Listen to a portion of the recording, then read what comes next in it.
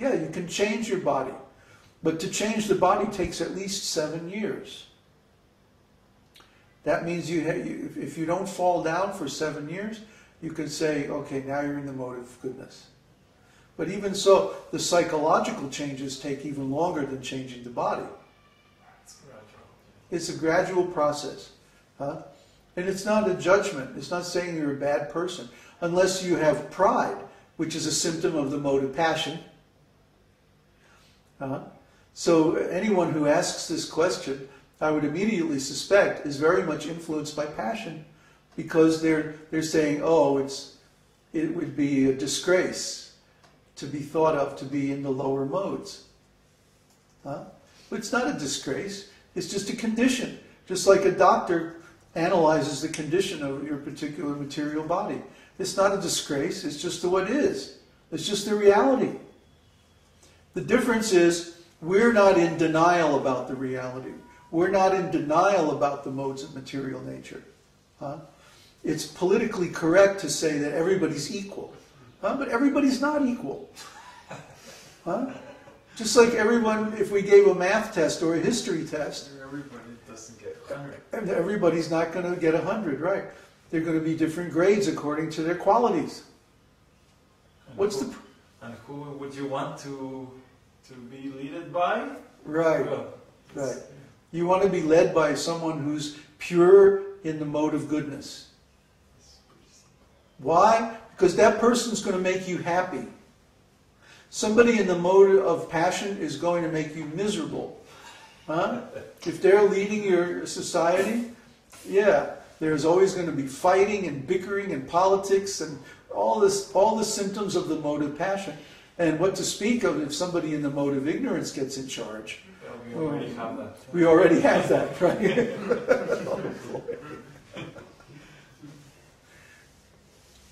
Okay. Next So, question. Question from Bruce. In keeping with Laura's question, do you think it's a good idea to have a policy implemented for those people who might decide to leave the community? Because Florian's chart was viewed and he decided to leave.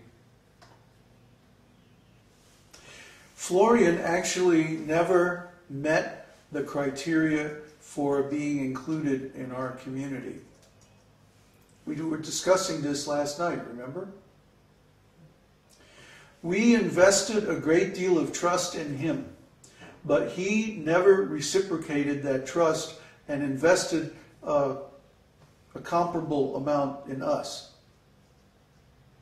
You see, we believed him that he promised that he was going to invest a certain amount of money in our group when he got his inheritance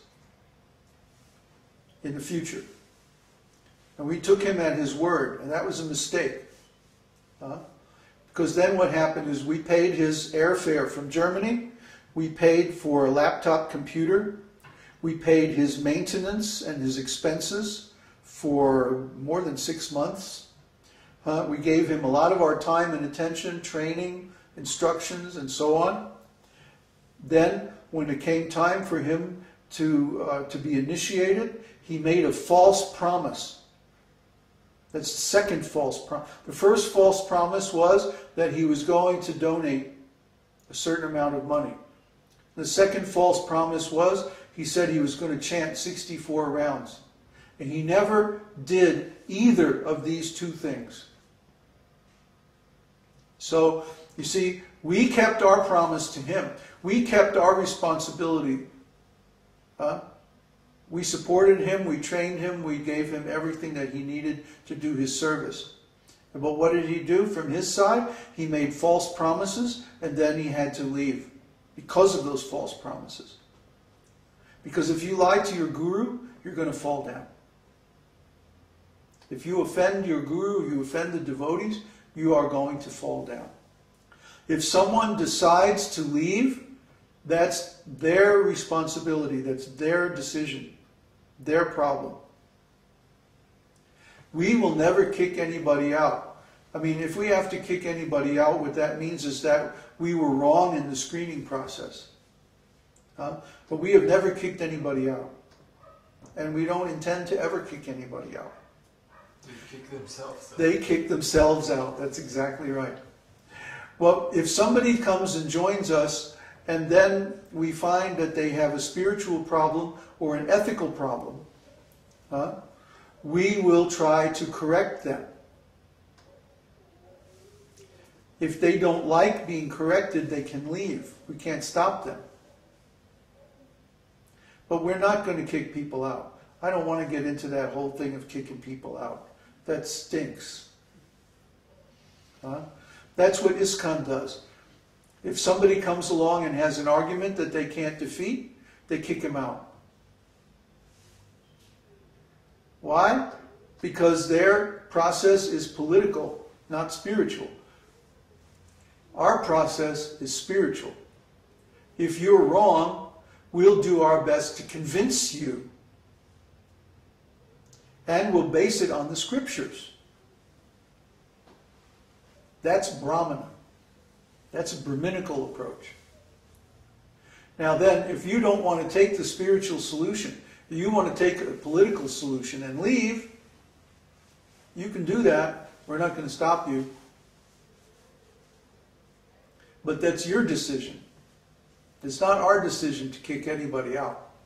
Our decision, our policy is we correct people, we train people, we instruct people, we guide people, we help people, we support people to be devotees. If they don't want to be a devotee, that's their choice. We're not going to stop them. But when you join this community and you contribute a share, one futures contract, then you're a lifetime member of this community. We have a lifetime responsibility to maintain you according to our policy. And our policy is, if you mess up, then we instruct you and we try to correct you. If you don't want to accept correction, you can leave. But don't try to come back. Because that means you have broken the covenant of trust. We will never break our trust. We will never break our commitment to you. Once you become a member, we will never kick you out. But we will correct you if you screw up. If you don't want to accept a correction, that's fine. You can take the choice to leave. But it's a mean, nasty, violent world out there. What's the next question? From Katie. When will you start accepting money for the futures contract? We already have. From Uddhava has donated so much in terms of his own personal net worth. And actually, he's donated everything. One time he said to me, everything that's mine is yours. And guess what? He actually meant it. I was surprised too. Then before Kanai came, he gave us half of his life savings. That was how we went to Veracruz and started that community, started our ashram in Mexico. Was by his kindness. And this was before he ever even came here. And he paid his own airfare. He brought his own stuff, his own computer and all his stuff. So by this value now, we're committed to him. See?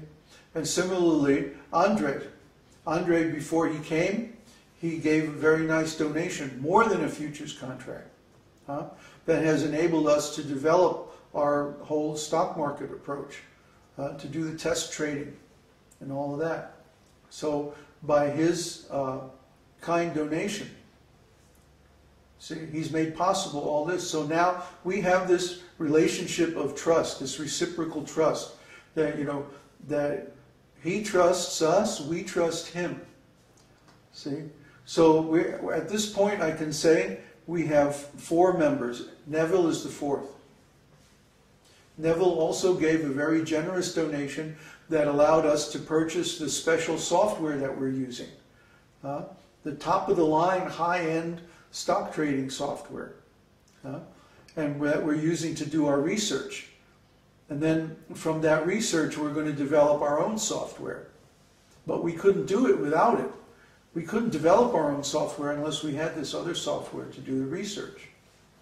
So, these 4 men have given their trust to our group, and in return, our group is giving its trust to them, and we're committed to them. And that commitment is unbreakable, because it's not just me. Huh? One human being, yes, they can break their promise. Huh? But 4 human beings or 5 human beings as a group working together, they don't ever have to break their promise. There's always going to be enough resources and enough energy to take care of another person. So that's how this group can grow. Because it's not just my strength.